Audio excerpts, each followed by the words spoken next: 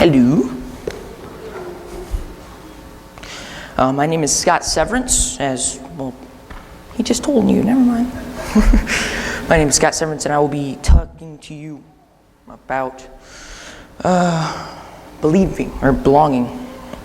So, what does it mean to belong, first off? Well, as I think of it, not in the sense of necessarily being a slave to something or someone, but being within something bigger than yourself, or being able to do something that you couldn't do on your own. Now, if you've been at school recess or gym, you will know that sometimes they'll play basketball or softball or whatever. And first they'll pick two team captains, so you, and then they'll start picking teams one by one, so you, whatever. So in those moments, you just want to be chosen because you want to belong to a certain team. And sometimes there might be a certain kid, maybe sits on the bench or something, and he's not necessarily that athletic. He's not maybe the strongest or the fastest, and sometimes he might not really be picked that often. Maybe you knew that kid when you were in school, or maybe you felt like that kid. Yeah, we all want to be chosen. We all want to belong to something. Well, it's just humans being humans. We don't want to feel like alone or left out. And we were literally created to be social beings.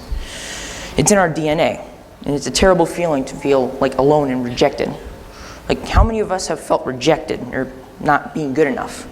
Maybe someone at school or a workplace, whether it's about how you look or talk or walk. With the world, you'll never be good enough. And if you're trying to impress the world, then you're just going to keep going back to a certain thing. Or maybe you're going to just buy the new fashion or whatever. And, well, it's pointless. Because if you keep going back to that, it's never going to be enough. With the world, you never necessarily measure up. You're just going to keep going back to something. And so, to belong to something worldly, like fashion or gossip or something like that, all it is just pointless. God has more to offer you than a magazine full of empty promises and broken dreams. Now, back in John 18, Peter was denying Christ in the garden, or maybe it was a courtyard. I'm not necessarily sure. But he denied Christ 3 times, and then the rooster crowed and that whole thing. You know that story. So, now in Acts 2, 40 to 41, and it will be on the screen. You can follow along if you want. With many other words, he warned them, and he pleaded with them, "Save yourself from this corrupt generation." And those who accepted his message were baptized, and about 3,000 were added to their number that day. Now, here, Peter's kind of, in worldly view, making like an illegal U-turn. Like the world's saying, no, you got to follow these magazines. You got to wear these fashions. It's okay. We'll tell you how to live. But he knows that he's turning back to God.